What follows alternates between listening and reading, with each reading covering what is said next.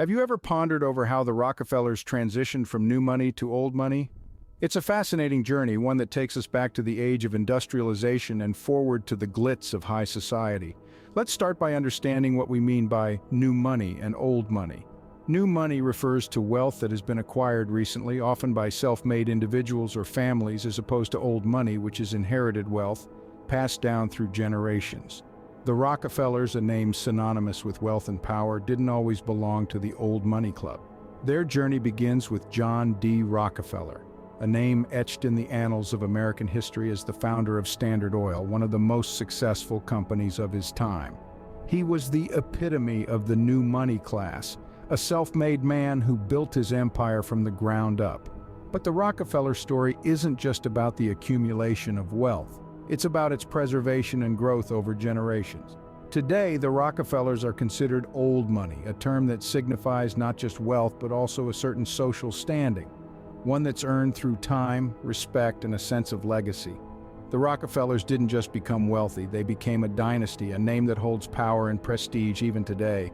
They transitioned from being the new rich, the industrialists, the entrepreneurs, to becoming the established elite, the philanthropists, the patrons of arts and sciences.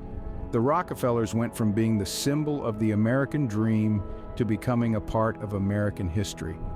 This transition wasn't just about money, it was about influence and impact. The Rockefellers used their wealth to shape society, to leave a legacy that went beyond their bank accounts. They became the embodiment of old money, not just in terms of wealth, but also in terms of their influence on society and their contribution to it. So how did the Rockefellers make this transition? Let's delve into their fascinating story. The Rockefeller story begins with a man named John D. Rockefeller. Born into modest circumstances in Richford, New York in the mid-19th century, young John showed an early knack for business, venturing into the produce commission business with a partner at the tender age of 19. But it was the discovery of black gold, also known as oil, that would change his life, and indeed the world. Seeing the potential in this new industry, Rockefeller founded the Standard Oil Company in 1870. He was an adept strategist, implementing innovative business practices that would later become standard in the industry. His company utilized economies of scale, vertical integration, and aggressive competition to dominate the oil market, growing his wealth exponentially. Rockefeller believed in growth and expansion, and he wasn't afraid to make bold moves to achieve it. He bought out competitors, negotiated secret deals with railroad companies for cheaper freight rates, and even built his own barrel factories to cut costs. His relentless pursuit of efficiency and growth led Standard Oil to control around 90% of all oil in the United States at its peak. Yet, Rockefeller was not just a ruthless businessman, he was a visionary who understood the transformative power of oil. He once said, "I believe the power to make money is a gift from God," and he certainly had that gift. By the time he retired in 1897, he was the richest man in the world. But wealth for Rockefeller was not just about personal gain. He was a firm believer in the concept of philanthropy, or as he put it, the duty of the man of wealth to set an example of modest, unostentatious living, shunning display or extravagance. He would go on to donate over $500 million over his lifetime, establishing the philanthropic legacy that his family continues to this day. The rise of John D. Rockefeller marked the beginning of the Rockefeller family's journey from new money to old money. John D. Rockefeller's wealth was largely attributed to the Standard Oil Company. There's no doubt that the name Rockefeller is synonymous with immense wealth. But how did this family amass such a fortune? The answer lies in the lucrative business of oil. Established in the late 19th century, the Standard Oil Company was more than just a successful venture. It was a formidable monopoly that changed the face of industry in America. John D. Rockefeller, with his astute business acumen and relentless pursuit of success, saw an opportunity in the budding oil industry. He was not content with merely participating. He sought dominance. Thus, the Standard Oil Company was born. But it didn't stop there. Through a series of strategic acquisitions and ruthless business practices, Standard Oil quickly absorbed its competition. It wasn't long before the company controlled a staggering 90% of the entire oil industry in the United States. This monopoly allowed the Rockefellers to amass an unprecedented level of wealth. With control over the oil industry, they effectively dictated the price of oil. This led to enormous profits, further consolidating their wealth and influence. Every barrel of oil that was sold, every lamp that was lit, every machine that was powered, all contributed to the burgeoning Rockefeller fortune. But as they say, all good things must come to an end. The early 20th century saw the rise of antitrust sentiment in America. Standard Oil was at the forefront of this movement, seen as a glaring example of corporate excess and power concentration. In 1911, the United States Supreme Court declared Standard Oil a monopoly and ordered its dissolution. Despite the eventual breakup of Standard Oil, the Rockefellers continued to prosper. The dissolution may have fragmented the business, but it didn't diminish the wealth of the Rockefellers. In fact, it multiplied. The breakup resulted in 34 separate companies, many of which the Rockefellers still held substantial shares. These shares would continue to appreciate, ensuring the enduring wealth and influence of the Rockefeller dynasty. This is the story of how new money became old money, and how a single company could shape the fortunes of an entire family. The Rockefellers didn't just amass wealth, they also gave back to society. It's a tale as old as time. The wealthy elite, recognizing their societal responsibility, begin to pour their resources into philanthropic endeavors. The Rockefellers were no exception. Their philanthropy was not just a sideline hobby, but an integral part of their legacy. John D. Rockefeller Sr., the patriarch of the family, once said, "God gave me my money," and he took that divine responsibility seriously, channeling his wealth back into society as a way to uplift and benefit the masses. The scope of the Rockefeller family's philanthropy was vast, but they are perhaps most renowned for their contributions to education and medical research. The establishment of the University of Chicago in 1890 was a landmark moment.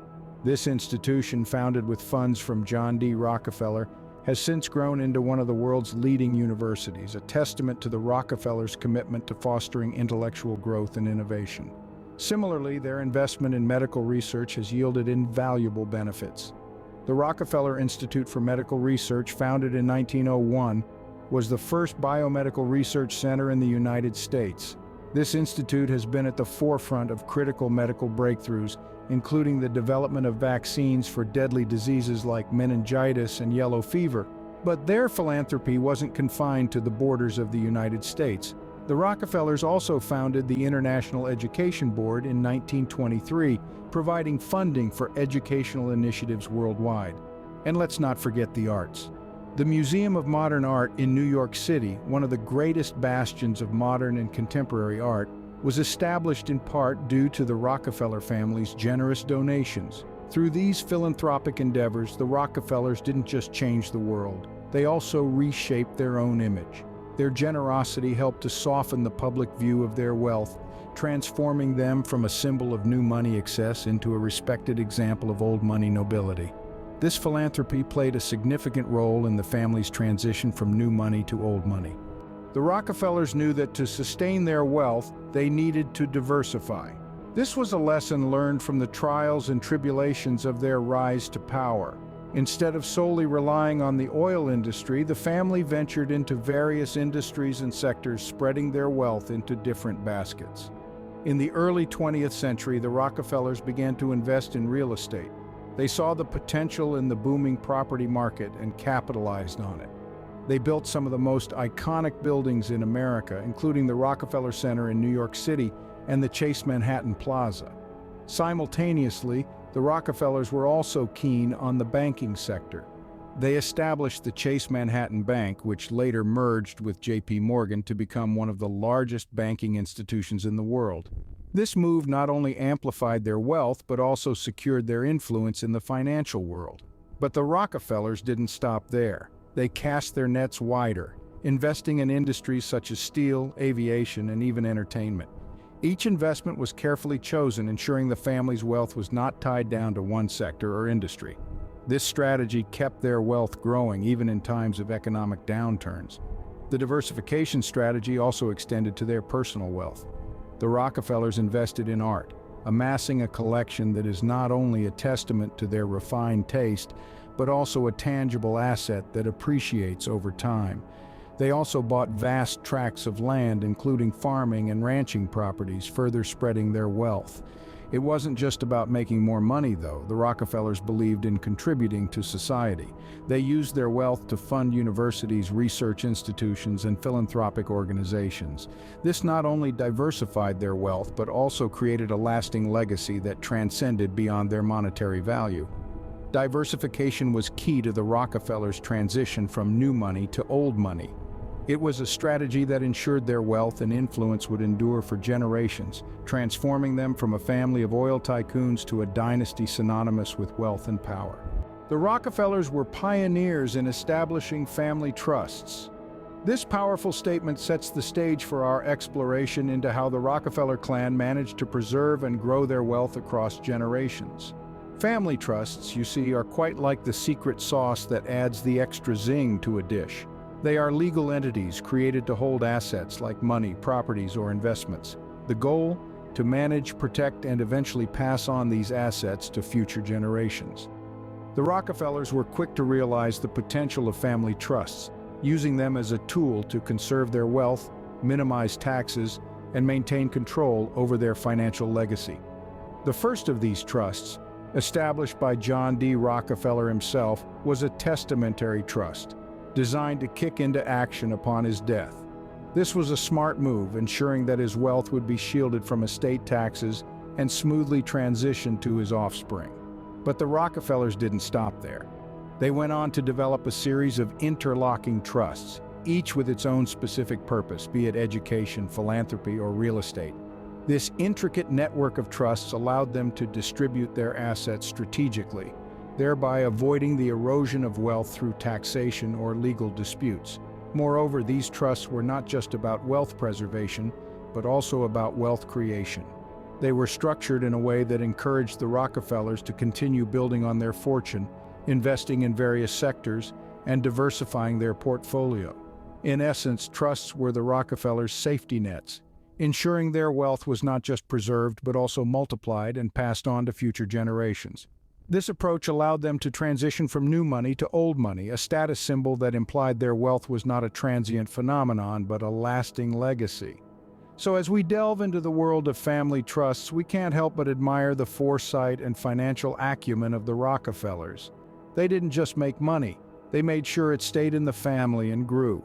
They transformed their wealth from a fleeting fortune into a timeless legacy. Family trusts helped the Rockefellers maintain their status as old money. Their story serves as a vivid testament to the power of prudent financial planning and wealth management. The Rockefellers left an indelible mark on American society. This, my friends, is not just a statement. It's a testament to a legacy that stretches back over a century and continues to shape our world today. From the oil fields to the corridors of power, the Rockefellers were not just observers of history. They were the architects, the movers and shakers, the ones who molded the world around them. And they didn't stop at just building an empire. Their influence reached far beyond the boundaries of commerce, seeping into the very fabric of society. The Rockefellers didn't just amass wealth, they used it to transform and enrich the world. Their philanthropic endeavors reshaped education, healthcare, and the arts, leaving a lasting impact that is still felt today.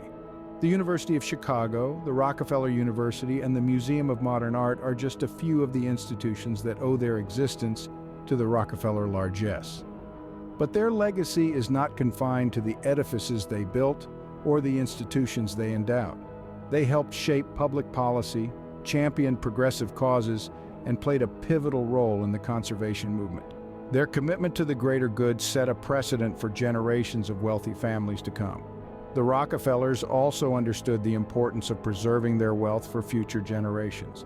Through the establishment of trusts and foundations, they ensured that their fortune would continue to grow and be used for the betterment of society long after they were gone. This foresight has allowed the Rockefeller family name to remain prominent even today. The Rockefellers were not just new money, they were not just old money, they were more than that. They were a force of nature, a dynasty that transformed the American landscape, and a family that understood the true value of wealth. They knew that wealth was not just about having more, it was about doing more, being more, and leaving a legacy that would stand the test of time. The legacy of the Rockefellers is a testament to their successful transition from new money to old money. But more than that, it's a testament to their vision, their values, and their enduring impact on the world. So, what can we glean from the Rockefellers' journey from new money to old money?